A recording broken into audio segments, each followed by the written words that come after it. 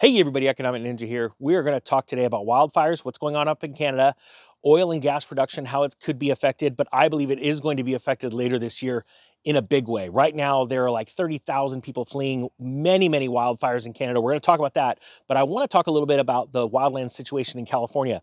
And the reason why is because in the 25 years that I've been a firefighter, I have not seen a grass crop like this literally at least 15 years. The light and flashy fuels, as they're known, are growing so fast, it's absolutely unbelievable because usually in California, we get rain all at once, right?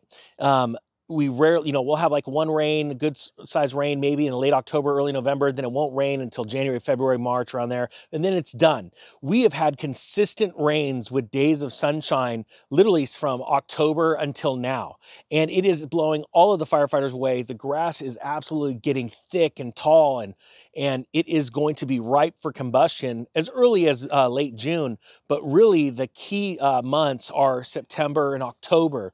Those are the crazy times. Now, what's going on in Canada, we're going to talk about that and how it's going to affect oil and gas. Now, this story may not, this situation with all the wildfires that are blowing up, which is abnormally early in Canada, may not affect oil and gas prices right now. But I believe because the nation, both Canada and America, got a lot of rain, right? We've got an amazing grass crop. I think we're going to see a lot of disruptions throughout this summer, okay? So let's dive in here. It's out of Zero Hedge. It's entitled Wildfires in Canada Force 30,000 to Flee / Oil and Gas Production. Canada's top oil-producing province, Alberta, declared a state of emergency on Saturday as more than 100 wildfires raged across the region. On Monday, there were 100 wildfires, 29 of which were classified as out of control. Evacuation orders have been posted for 30,000 residents in the province.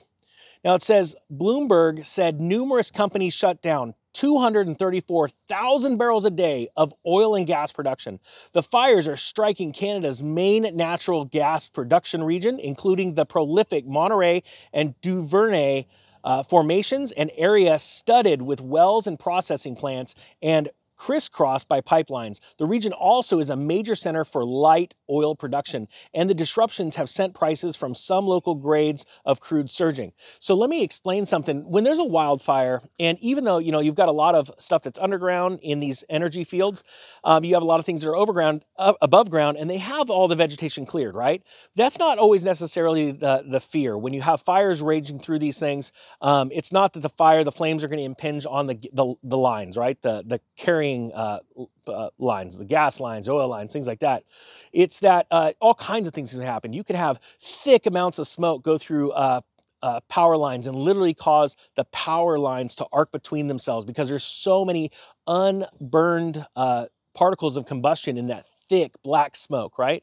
You have power loss. You can have the inability to access, because fires are raging through your fields, for the workers of those oil and gas fields to access the property and be able to maintain the lines properly and make sure everything's running right. So it's easier to shut everything down, evacuate everyone, and to get everyone out of harm's way, right? So it's not just that you think that there's actually direct flame impingement. That's not necessarily the threat. It's the human threat, the life threat of people getting burnt, people getting lost and in accidents because of the smoke, things like that, right?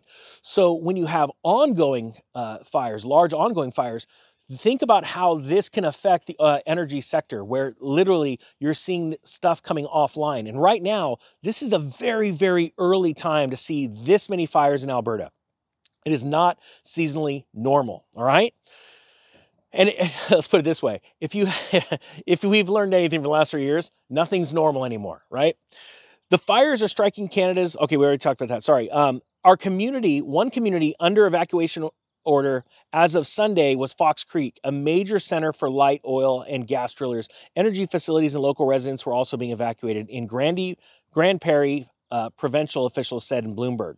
Nat gas for spot delivery at the Alberta Energy Company's hub jumped 34% to the equivalent of $2 per million British thermal units due to disruptions. So this story is a couple of days old, but the reason why I want to say it is because, I was at work today actually literally admiring the grass and going, wow, this is going to get nutty this summer, later this summer.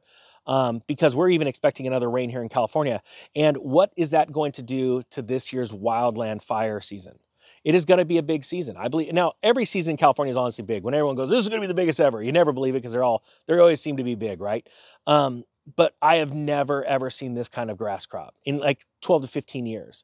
And so, and I've been on fires where literally a truck is driving down the road on Highway 101 in California, dragging a chain from a trailer and literally started over 100 fires, literally about 25 miles long. It was one of the most impressive things in my career. I'm on top of it. One of my fires, I had like 4 fires I had to go and take care of.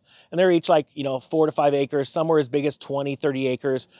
I don't even remember how many engines we deployed to this. It was like, geez, I want to say it was like 120 engines or so. It was huge. And we're looking on this hill and we get this line of just smoke column, smoke column, smoke column, as far as the eye can see in both directions. It was one of the most impressive things I've ever seen. But it just goes to show you that under the right circumstances, something as small as a chain dragging on a freeway can send a spark across the highway and start a fire. And it's because of grass, light, flashy fuel. So can you imagine this summer if all of a sudden I'm right and this thing just takes off? Just imagine what can happen. Like right here, the price blowing up 34% just because of how many barrels a day are not being produced because these producers have to shut down. Okay, so this is something you just want to sort of keep in mind. And also it's something, again, to really refresh yourself and think about how important it is to be prepared. I talk about having food and water, right? Because of big disasters. Matter of fact, the water filter that I own that I've talked about before that everybody has bought and loves, they just announced a sale, like a 30 or 40% off sale. So I'm going to put a link to that down below for you guys to take a look if you want it. But it's just good time to start thinking now before, people are rushing to the stores and, towns or cities are being evacuated and shut down and all that kind of stuff. It's just good to be prepared now. So anyway, I hope you got something out of this. I thank you so much for watching. With that being said, the Economic Ninja is out.